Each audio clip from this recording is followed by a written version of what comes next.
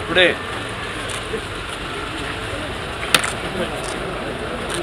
ఏం చేయి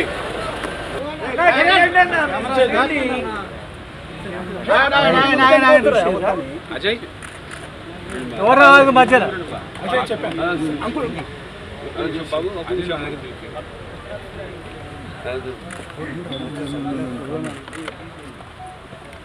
అందరు ముందు రండి ఫ్యామిలీ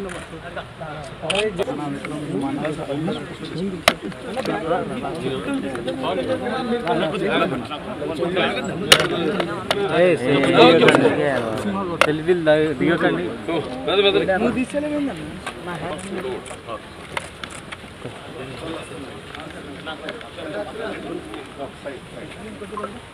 మేనమ్మలు రాలే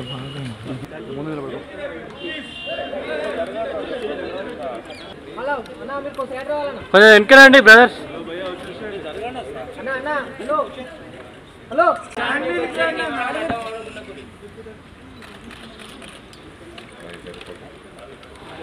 వెనకరండి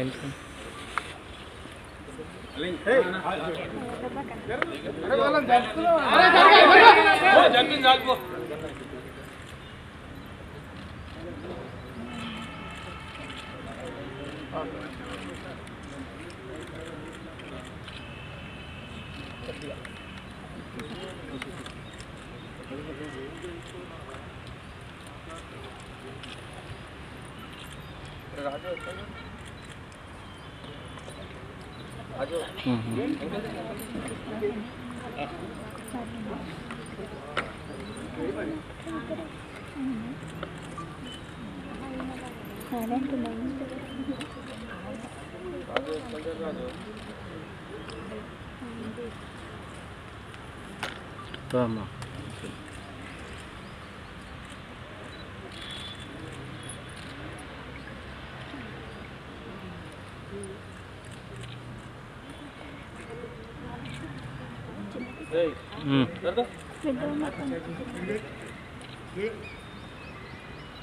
ఓకేనా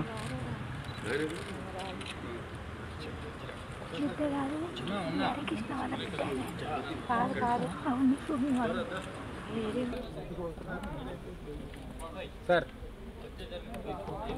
నమస్కారం. ఇప్పుడు విశ్వవిద్యాలయ సార్వభౌమ నటరత్న డాక్టర్ నందమూరి తారక రామారావు అలాగే పార్టీ వ్యవస్థాపకులు ఆయన ఈ 28వ జయంతి సందర్భంగా వర్ధంతి సందర్భంగా అందరి ఇక్కడికి ఆయన ఘాట్కి రివార్డు అర్పించడానికి ఇక్కడికి రావడం జరిగింది. ఈ భూమి మీద ఎందరో పుడతారు గెడతారు కానీ అందరూ మహానుభావులు కాలేరు. ఒక మనిషి మహోన్నత విద్యాపథంలోకి నడవాలంటే అత్యున్నత శిఖరాలకు నడవాలంటే సత్సంకల్పం కావాలి. ఒకటి దీక్ష పొనాలి, నీ దారిలో నువ్వు నడవాలి. నేహాభిగ్రహణ శోక్తి ప్రత్యభాయిత విద్యతే స్వల్పమపస్య ధర్మస్య త్రాయితే మహితో భయాత్ అంటాం. కొందరు పుడతారు ఒక పరమార్థం కోసం, ఏదో సమాజాన్ని ఉద్ధరించడం కోసం. అంటే వాడికి చావు పుట్టుకలతో సంబంధం ఉండదు. సో ఎన్టీఆర్ అంటే ఒక నిర్వచనం. ఎన్టీఆర్ అంటే నవరసాలకు ఒక అలంకారం. ఎన్టీఆర్ అంటే ఆయన నటన ఒక విశ్వాధ్యాలయం. ఎన్టీఆర్ అంటే ఒక నవ శకానికి ఆరంభ మంత్రం. ఎన్టీఆర్ అంటే నవజాతికి ఆయన మార్గదర్శకం. ఎన్టీఆర్ అంటే నానా జాతులకు దైవ సమానం. అలాగే ఎన్టీఆర్ అంటే నవ యువతకు ఒక మార్గదర్శకం. అలాగే రక్తాన్ని మరిగేలా చేసే ఒక అగ్నికణం. అలాగే ఎన్టీఆర్ అంటే ఆయన నడిచిన మార్గమే భగవద్గీతలో సాగిన ఒక జీవన విధానం. అందుకే ఆయన నిరంతరం ప్రజల గుండెల్లో శాశ్వతంగా సజీవంగా మిగిలిపోయిన నిత్యాభిమాన భూషణుడయ్యాడు. అలాగే నిండు గుండెల్లో చిరస్థాయిగా నిలిచిపోయే నిత్యామృతాన్ని తాగిన ఒక దేవుడిలా మారాడు. మరణమే లేని చిరస్మరణీయ మహనీయుడు అనిపించుకున్నాడు ఆయన. అలాగే ఎవరు అంత ఘనంగా జీవించలేని ఒక మహనీయమైన జన్మను పొందాడు ఆయన. ఆయనకి చావు ఎక్కడ. అందుకే ఆయన నిరంతరం వెలిగే ఒక మహనీయ మహోత్తమ జీవన విధానం. మరి నటుడిగా అనితర సాధ్యమైన పాత్రలు ఎన్నో పోషించారు ఆయన. అదే ఆయన పౌరాణికాలు చేస్తే పౌరాణికాలు పాత్రలు ప్రాణం పోసుకున్నాయి. అలాగే జానపదాల జావలీలు అయ్యాయి. అలాగే సాంఘికాలు సామాజిక గమనాలు అయ్యాయి. అలాగే ఆయన ప్రపంచంలో మనం ఎక్కడ చూసినా అంటే అటువంటి నటధీరుడు, అలాగే ప్రయోగాలు చేసిన నటనాచార్యుడు, అలాగే పరకాయ ప్రవేశం చేసి ఆ పాత్రలో అణువులను నింపుకుని నటనకు న్యాయం చేసిన అటువంటి నటుడు ఇంకెక్కడ రాడు. అది నేనే కాదు, ప్రతి ఒక్కరూ ఒప్పుకొని తీరుతారు.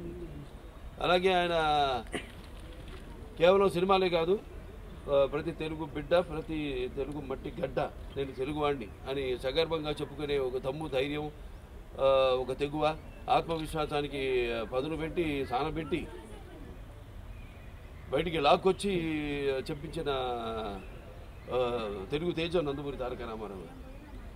అలాగే తెలుగుదేశం అన్న పార్టీని పెట్టి, అలాగే ప్రతి తెలుగు బిడ్డ బొడ్డు కోయిక ముందే రాజకీయాలు ఏంటో తెలిపిన మహానుభావుడు, మహానాయకుడు నందమూరి తారక రామారావు గారు.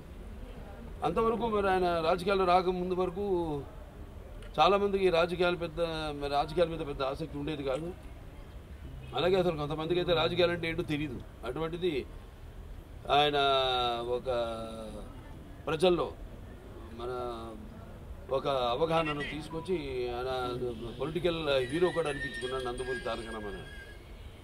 ఇక ఆయన చేసిన పథకాల విషయానికి వస్తే ఎంతో సాహసోపేతమైనవి, అలాగే అందరికీ సామాన్య ప్రజలకు ఎంతో అనుకూలమైనవి కూడా.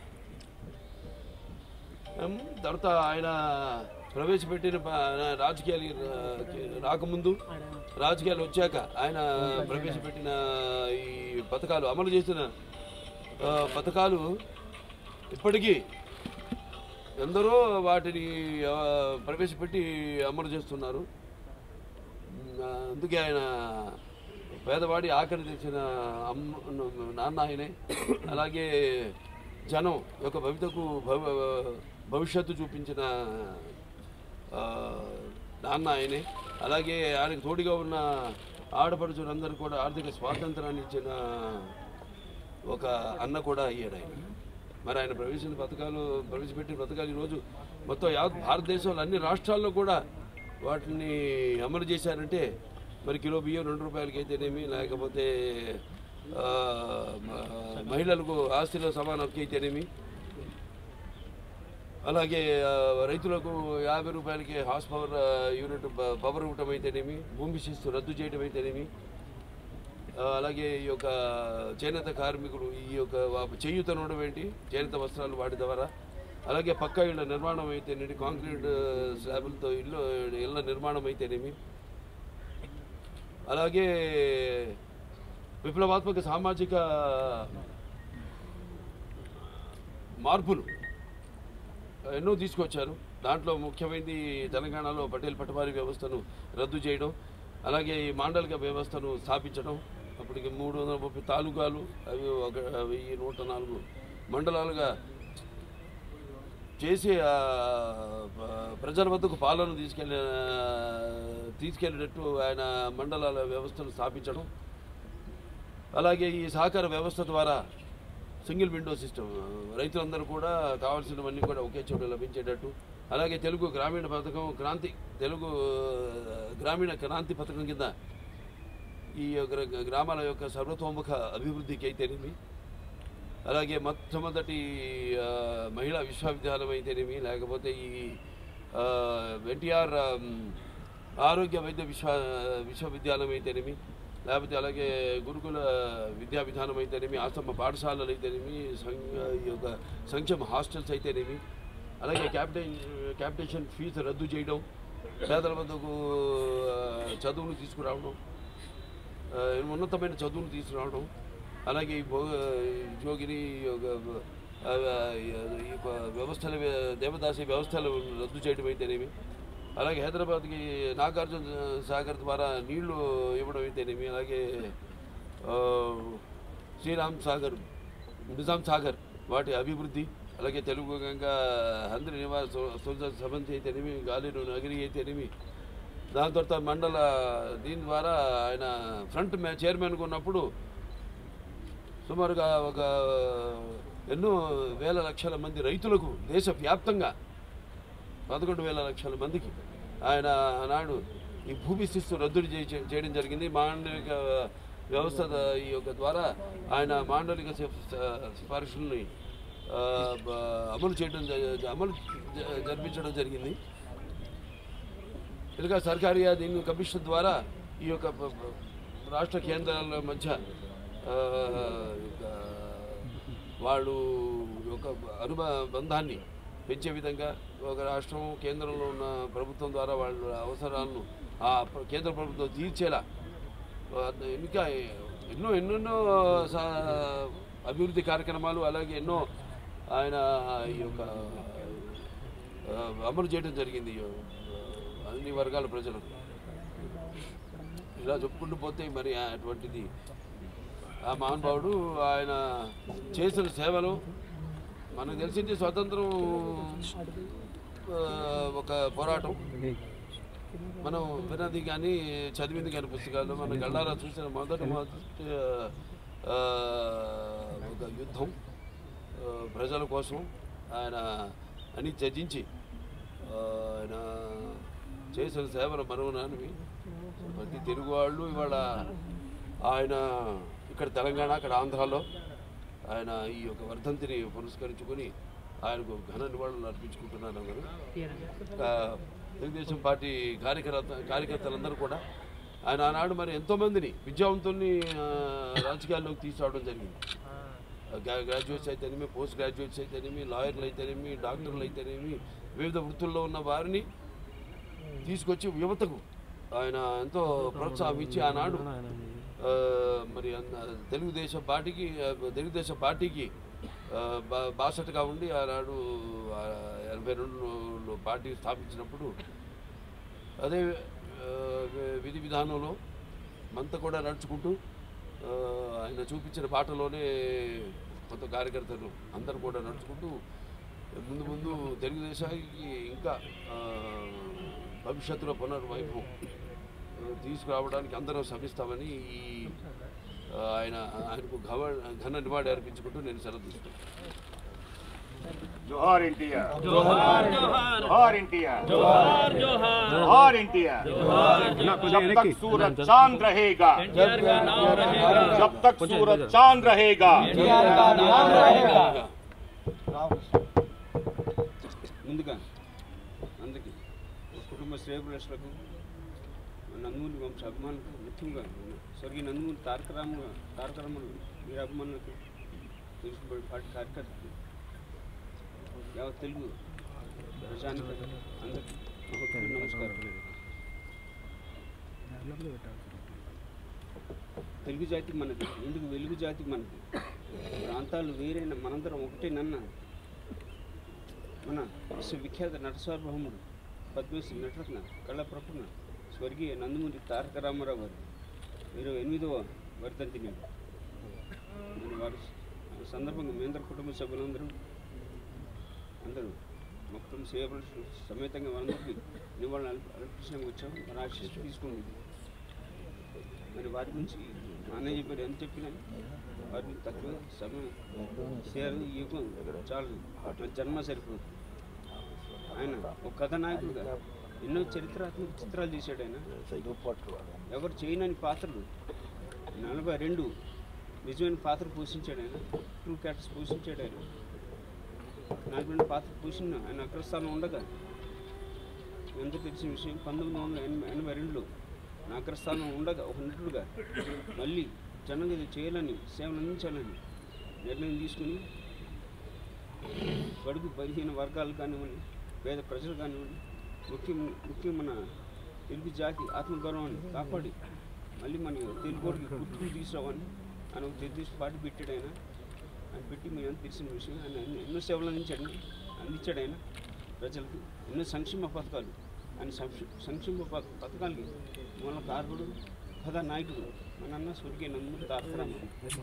ఈనాటి కూడా వారు పెట్టే సంక్షేమ పథకాలు దేశమంతటా వేరు వేరు పేరిట అమలవుతున్నాయి. మహానుభావుడైన అన్నదానం కన్నా మించిన దానం లేదని నమ్మి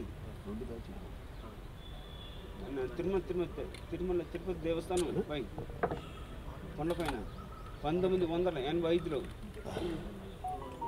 ఉచిత అన్నదానం కార్యక్రమం పెట్టింది మన అన్న స్వర్గీయ నందమూరి తారక రామారావు.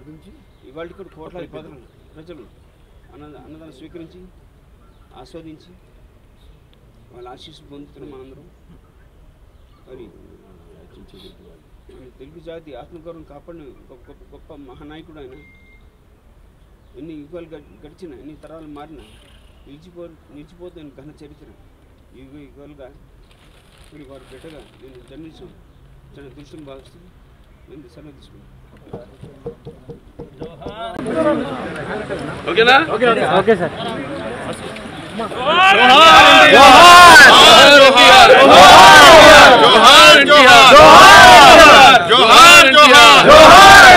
जब तक सूरज रहेगा सूरज चांद रहेगा, अमर है एनटीआर, अमर है।